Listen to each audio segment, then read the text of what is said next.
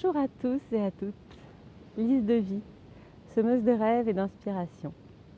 Je suis très heureuse aujourd'hui de venir vous partager un sujet qui a changé mon regard sur la vie, ma relation aux autres et qui continue de les transformer.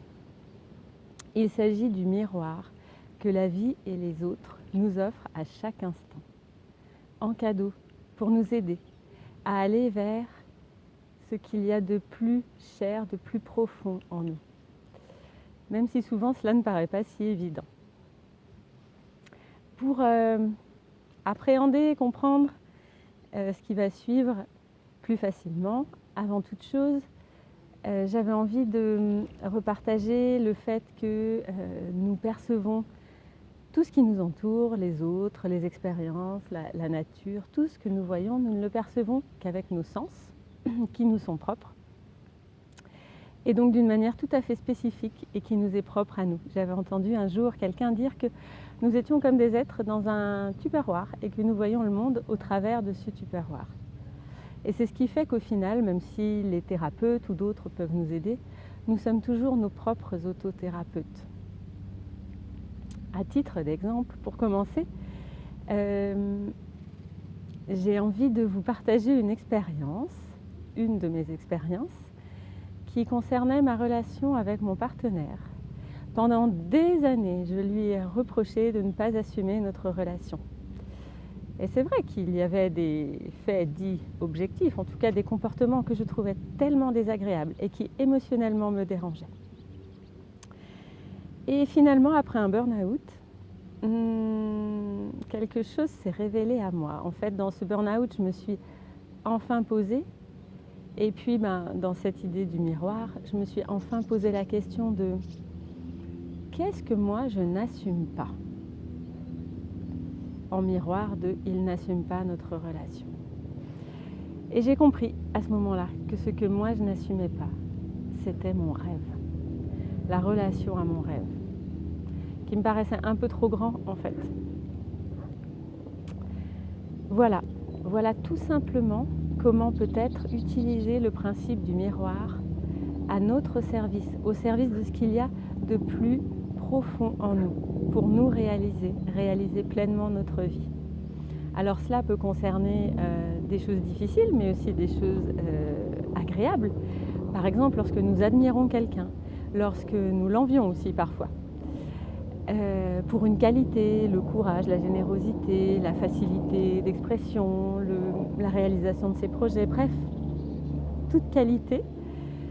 Cela correspond en fait en miroir à une chose que nous souhaitons développer en nous, qui est prête à éclore, et nous la voyons chez l'autre, parce qu'elle est là en nous.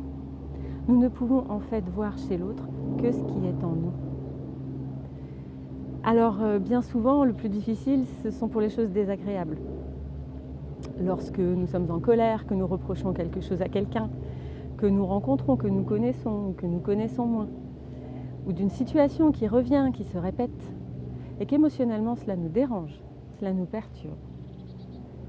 Je vous invite dans ces cas-là à faire un stop, une petite pause à l'intérieur de vous-même, pour vous poser la question de en quoi est-ce que je me fais cela à moi ?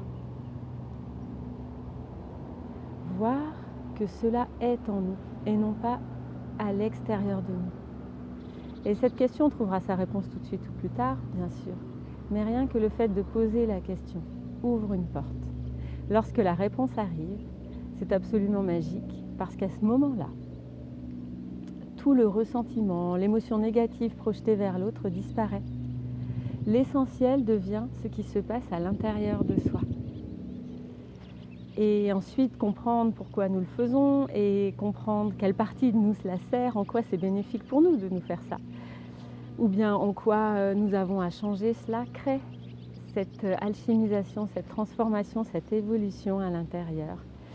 Et derrière s'offre la gratitude même, la gratitude envers celui ou celle qui nous a offert ce comportement, souvent fort peu valorisant, comme dans le cas de l'exemple que je vous citais, et qui s'y est appliqué en se mettant ainsi à notre service pour nous permettre de voir ce qui se passe en nous et que nous ne pouvons pas voir seuls.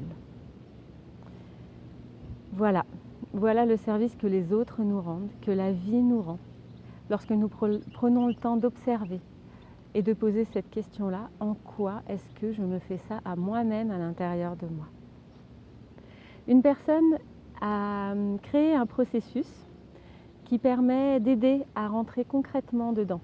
Lorsque la réponse ne vient pas facilement, lorsque l'on a besoin d'aide ou quand c'est les premières fois, surtout que parfois l'ego résiste un petit peu à rentrer là-dedans, c'est Byron Katie avec The Work, qu'on appelle en français le travail. Alors je trouve ça dommage parce que The Work parle d'une œuvre, l'œuvre de notre vie. Le travail vient d'un mot latin qui signifie instrument de torture, tripalium.